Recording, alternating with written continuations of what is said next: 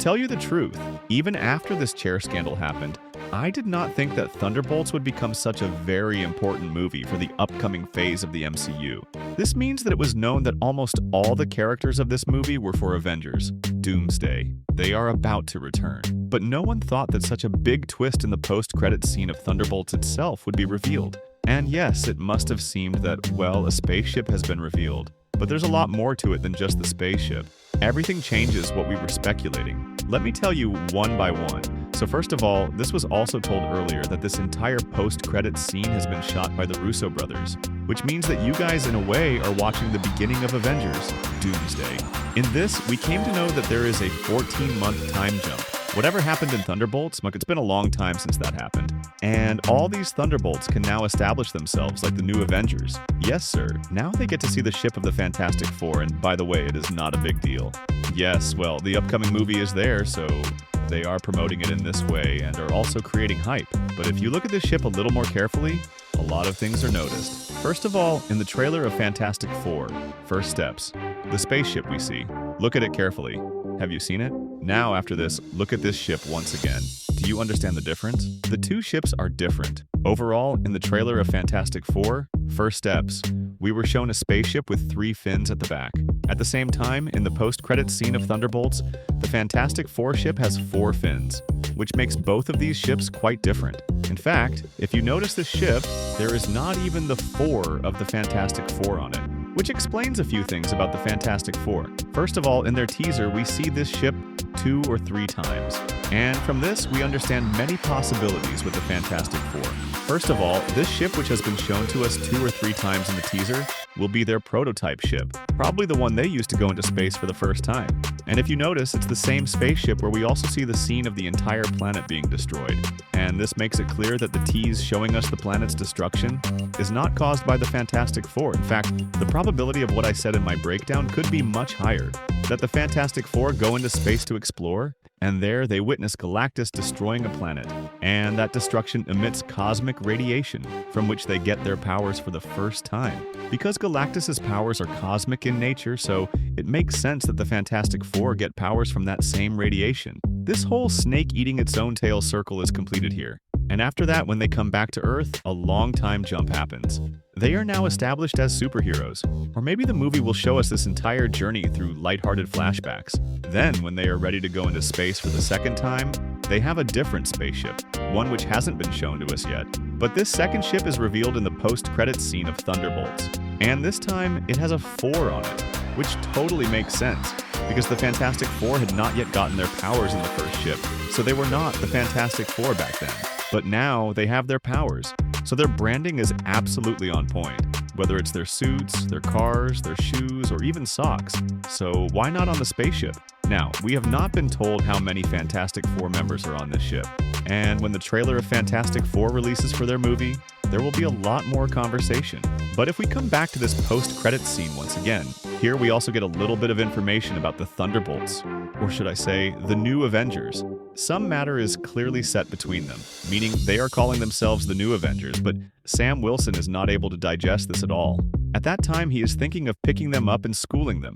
Now, if you want to understand this from a technical standpoint, or from Sam Wilson's character, it's a little weird. I mean, Sam Wilson, who is Captain America and always talks about righteousness, this goes against his character, doesn't it?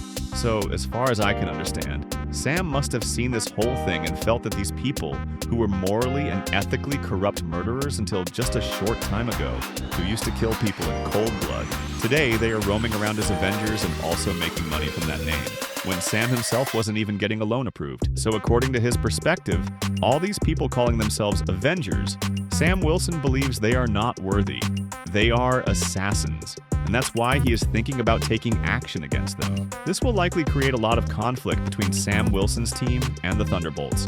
Yes, I said Sam Wilson's team, because if we take Brave New World's post-credits scene seriously, where the leader gives Sam Wilson a warning that people are coming from above, then Sam Wilson must have started building a team of his own in those 14 months. Now, who will be in it? Maybe Torres or maybe Wonder Man, who is rumored to appear in this movie. Or it could be Shuri or M'Baku. the whole Wakandan party could be under Sam Wilson's influence. But that's not the point. The point is, Sam Wilson will probably also form his own Avengers team.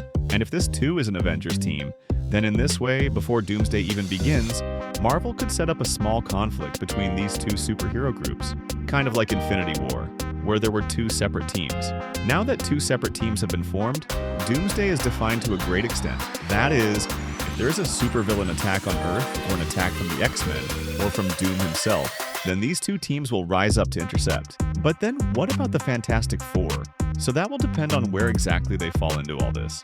The way it is being shown right now, it seems like the Fantastic Four is most likely in contact with the new Avengers. First of all, because Marvel can continue this post-credits scene in the future and tell us that yes, the new Avengers met the Fantastic Four first. But if you think about it, Reed Richards, who is a victim of such a big disaster after that comes to this universe, and he has complete information about what's happening in multiversal incursions and how they can be stopped. So, when he tries to explain all this to the new Avengers who are, well, let's say, not the brightest minds, then maybe Reed and the entire Fantastic Four team moving to Wakanda makes more sense. Because there, they can use Shuri's tech to work together to prevent the disaster that's coming. But then I also mentioned in my video that in the post-credits scene, one line suggests that the Fantastic Four might be the cause of the incursion, meaning, according to the logic Marvel has given so far, if any person lives in another universe for a long time or makes some major change, then those universes start to collide.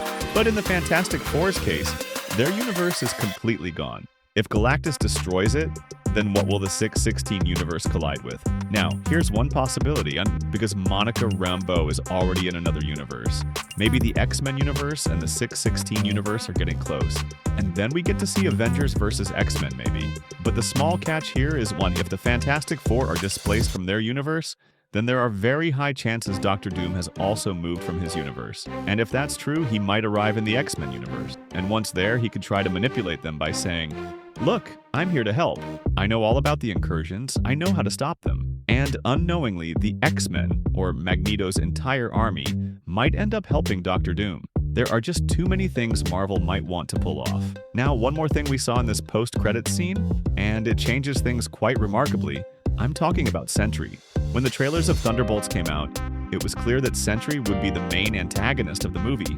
But I never thought that the resolution would be like this, that Sentry would actually join the new Avengers, and the bond formed with them would help him keep the Void under control, which clearly proves that Marvel's plans for Sentry are in Doomsday and Secret Wars. Because if they just wanted to dispose of him, they would have locked him up or sent him somewhere off-screen, like they've done with many other characters. But Sentry, who is now a member of the new Avengers, has very high chances of encountering Doctor Doom when he comes to Earth. And what I'm telling you, Marvel doesn't even need to show Doctor Doom's backstory anymore. Doctor Doom will come. The Thunderbolts, New Avengers, Sam Wilson's Avengers. They will all try to fight Doom, but Doom will destroy them. Or another possibility is, they all come to fight him, but when they realize that this is Tony Stark, Variant, they hesitate. He manipulates them. But then comes the entry of the Void, who explores Doom's past through his powers. Just like we were shown in Thunderbolts, he takes over Doom's memories. From there, we learn Doom's tragic backstory and what happened with him in Fantastic Four. Meaning, they don't need to tell Doom's origin story in Fantastic Four. They can easily do it in Doomsday, using the Void's powers. And then, we will understand how dangerous the Void is. But the moment he realizes Doom is a threat, he'll try to kill him. He'll try to tear him apart. And yes, I know, due to the PG rating, showing something like that is difficult. But since the Void is completely black, when he tears Doom apart, black energy can come out instead of blood.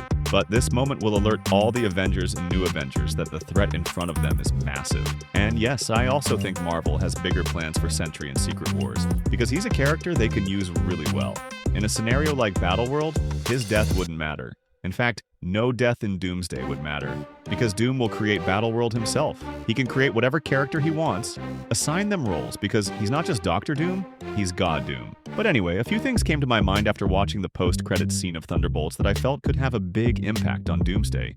I didn't initially think that they would directly connect Thunderbolts to Doomsday like this, instantly. Meaning, it's a literal shot of Doomsday. There are very high chances that when we see the new Avengers in Doomsday, we'll get a continuation of this very scene. Just like Thor, Ragnarok's post-credits led directly to Infinity War's opening. I mean, I'm just speculating. Tell me what you think about this whole thing. See you next time. See you next time.